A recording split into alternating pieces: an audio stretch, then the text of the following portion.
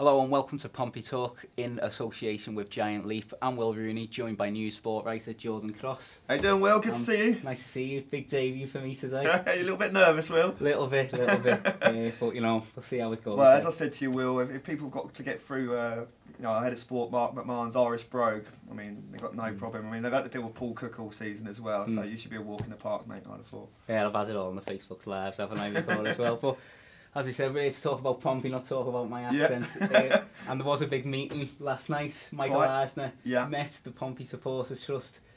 We Facebooked it on our Facebook Live, you know, and it was a great presentation from him, wasn't it? Very professional, very slick, and there wasn't much fault in it. No, not at all. I mean, I was with the guys, you know, the listeners and viewers at home, and overlooking it and seeing that, you know, up to a couple thousand people live on that. That was big numbers, and what they saw was a very slick, very polished, impressive display from Michael Eisner. And let's face it, we expected nothing different because this is this man's stock in trade. But he came out off the back of speaking to us, the local media, on Wednesday, which I thought was absolutely fantastic. He's realising what the conduit to supporters are, and he's put them first, and he's gone to the news and other local media with that, going through that process. So again, every question's been answered face on. He's well versed in English football. He's certainly well versed in Pompey and his knowledge. He's done his homework, and it came across all the way through. I think every issue that was raised and all the talking points, he's there and he understands them. And I think what he's done is debunked a lot of myths, really, in terms of issues about the stadium, which we're quite right to be concerned about, separating the asset from Fratton Park from Pompey, the club crest. And dealing really ad nauseum last night with the issue of 15 miles of stadium from Fratton Park. I mean, how many times did that come up? And that local councillor got an earful quite rightly at the end for going back to it again. But dealt with it efficiently and patiently, and was very, very believable and a top performance, quite rightly impressing the Pompey supporters. You obviously rubbed shoulders with Michael Eisner in a very swanky Winchester hotel early in the week, didn't you? What was it about him that, you know, struck you, because he's a man who has got such an impressive resume? Yeah, absolutely. I mean, first and foremost, I mean, it was the setting and being in that environment. It kind of took me back to the Premier League years where you had like an impressive setup. You had Adrian Beventon, the former FA head of communications, who's handling the PR. For Mr. Eisner. He was there with his sons, a representative from Pompey as well. Myself, Neil Allen, chief sports writer, and a couple of guys from Express and local TV. But yeah, he's got a presence. He was prepared. We were reduced to a kind of a 15-minute slot, so we had to kind of fire away the questions, and you got someone telling you to wrap it up in the corner, which can be distracting. But he was ready for it, and he knew, he was well informed. He knew what questions were coming. He had the answers prepared, and again he was honest. And just going back to the idea of he was there to kind of debunk theories, really, or myths, and as I say, separating the stadium has been a big factor in that.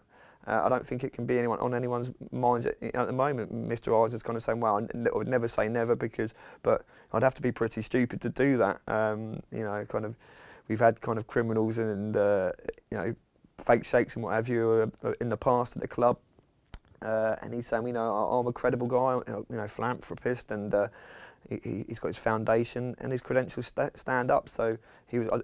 Politely, I think he was kind of, you would almost resent the fact that he would, that notion that would even be on his agenda. Likewise, any ridiculous changes with the crest or moving the ground to an SO postcode, but he's there, dealt with those questions time and again patiently, and impressed along the way. So he's got his message across now, and I mean, going back to your question, he's an impressive figure. I mean, you know his background with Paramount and Disney, you know, it stands up. So yeah, he is impressive. Unbelievable, and again, as I say, his children are around and presented last night. Andy Redmond, the CEO, apparently will be sort of a key figure moving forward, and again knows his football. So now it's on to the Pompey faithful to decide, and I guess what you're looking at really, both sides of the coin really is if you are going to say we don't need, thank you very much, Mr. Eisner, but no thanks, you are effectively saying, okay, well, I need to, find an alternative funding. Or where's the funds going to come from if you reject that? If you are going to, place your belief in Mr. Eisner, then okay, effectively it's the end of the community era, and you're saying okay, no to, shares in the club. I mean, he's made it clear about his standing on that, or a place on the board. So it's decision time for that. But what I would say is, when in the past have you ever had a prospective owner come out and lay his cards on the table in such an impressive way? An open dialogue with fans and go and speak, to media and the fans through the media, and then do a Q&A with circa 1,500 people, not before. So as an audition, he's ticked all the boxes. Now, I mean, as a newspaper, we're saying we will not place our views, either side. It's for the people to decide. It's for us to present the facts.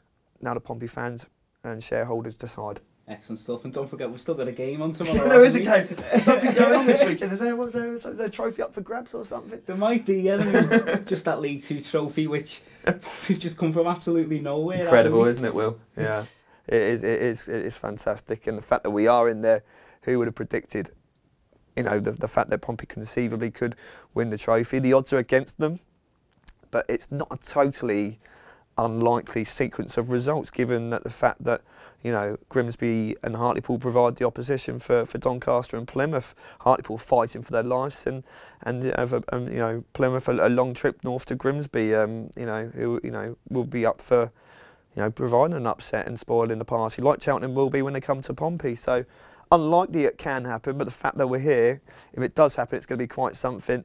If not, it's not. It's no biggie really, is it? The promotion's been sealed. It's going to be a great day, and then on to a reception on Southsea Common on Sunday. So a great time to be a Pompey fan. Hopefully a fantastic weekend. And Paul Cook is saying, he might just believe it's scripted. It might be a little bit of destiny for him. Whether that's him genuinely believing it, he put on a believable display when he was speaking to the local press, or whether he's just trying to up the ante a little bit and play a little bit of the games with the rivals. I'm not quite sure. It's unlike Cook to do that. He speaks honestly. But wouldn't it be quite something? Pompey top of the table for the first time the whole season on the final day. Well, it'd be quite something, wouldn't it? But they're not going to have a trophy to lift if they do win the league, are they? Yes, we've done our due diligence. We've spoken to the Football League, and of course with 3 people in contention, the protocol is the league trophy will go with a team that's on the top of the pile and in the have got the nap hand, that being Plymouth. So the trophy is going to be up at Blundell Park. So if Pompey do, pull it off, then it won't be there on the pitch. I don't think anyone will care too much, to be honest, will they? But we can handle waiting 24 hours to have the trophy raised on Southsea Common. But that's all if buts and maybes. It's a slight side plot, really. It's just that we've come to this point now, and I'm sure we're going to talk about it in a minute with Paul Cook being manager of the month, that the form has been delivered with the pressure on, and that is quite something. For the players to respond in the way they did and have done when there have been so many doubters across the season, they've stepped up, and they deserve all the plaudits they're receiving at the moment. As you briefly mentioned there, Paul Cook did receive a trophy early in the week, League 2 Manager of the Month for Liverpool. 5 wins, 1 draw against Plymouth. Yeah. Superb effort from Pompey, wasn't it, throughout April? Yeah, throughout the month, and as I say, the run of 11 games really, 28 points from 33 now through that run, and factoring in the 5 wins in the draw. And it's what's done the job. And of course, within that month, we've had the Notts County game, a one for the ages. Pompey fans, who were there, young and old, have got a day that's a seminal moment for them. It's been a while since we've had that. So, quite rightly, Paul Cook on paper, given the plaudit of Manager of the Month, he was very magnanimous and humble with it. He was saying actually he doesn't quite believe in these Manager of the Month awards. It should be assessed across the longest period. And despite the fact that people haven't matched Paul Cook's results or Pompey's results, if you look at Mike Flynn at Newport, turned in a fantastic, 4 wins in the month when they've been up against it all season. Cookie's saying, well, actually, I think Flynn deserves to applaud it. So, yeah, he's very humble, and he was quite humorous about it off the record, but saying all the right things on it. But for my money, it's just another part of the feel-good factor. It all factors into it, doesn't it? And I'd rather. I think that Paul Cook would agree that he'd rather be picking up another trophy this weekend, though. Absolutely, yeah. And what about Cheltenham as opponents? Obviously, they went there early in the season and drew. Yeah. They haven't got much to play for, have they? They're safe from relegation. Yeah. Are they really going to be putting the neck on the line, coming to Fratton Park and playing for pride as such? Yeah, I can see what you're saying, but I've seen many teams when they've had the pressure off, or even when they've been condemned to relegation and they're dead games, with the pressure off, they start pinging the ball around. There's nothing to play for. You know, they're relaxed and they can end up playing better. With the shackles off. So that's something to be aware of. You've also got Cheltenham coming to the biggest club in the division, a sellout crowd, a big occasion. So they're going to savour that and want to revel in it. Do I think Pompey will win? You know, in my heart of hearts, yes. But I think it might be a little more difficult than what some people anticipate. You know, Cheltenham, I say, they've got over the line now. They've got players in the ranks who can debut, and Pompey only got a draw up at their place earlier in the season. So, yeah, I'll probably, you know, if you put my neck on the line, I'll go for a Pompey win, but I wouldn't think it would be like a 6-0 or anything like that. I think it might just be by the odd goal or two. Superb stuff. And we'll briefly touch upon last week, Mansfield. Yeah. Well-earned 1-0 win for Pompey. Yes. Matt Clark was a lucky boy, wasn't he? Yeah, Matt Clark picking it up in the paper on our inside lead today and on the website at portsmouth.co.uk.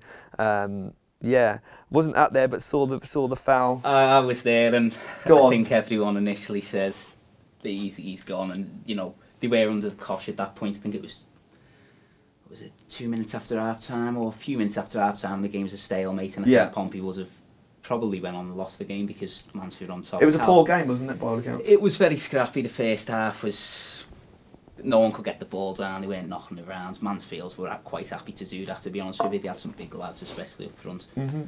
But Pompey dealt with the physical threat quite well. Burgess, Matt Clark, Jack Watmore come on, Stanley Abora come on. Carl Baker's goal's a cracker as well, the way he played a nice little 1-2 with Naismith, swiveled in the box to earn space and put a goal home for his ninth goal this season. So well earned win, and you know it shows just you know the resilience. Another side, isn't it? Another side of Pompey's character. But with Clark, he saw him punching the floor. He knew he was gone, and he said that you know, and what a gutter that would have been to miss the final day of the season as well. Lucky to miss Notts County, wasn't he, as well? Well, yeah, missed the promotion party there, so have a double whammy. I mean, he picked up on that as well, didn't he? So there for tomorrow. I think it's going to be in the team. I think it'd be, you know, Paul Cook was saying in terms of team selection for tomorrow, he's finding it hard to get people in. So I think he's got to balance that with the fact that he needs to win the game to win the league as well.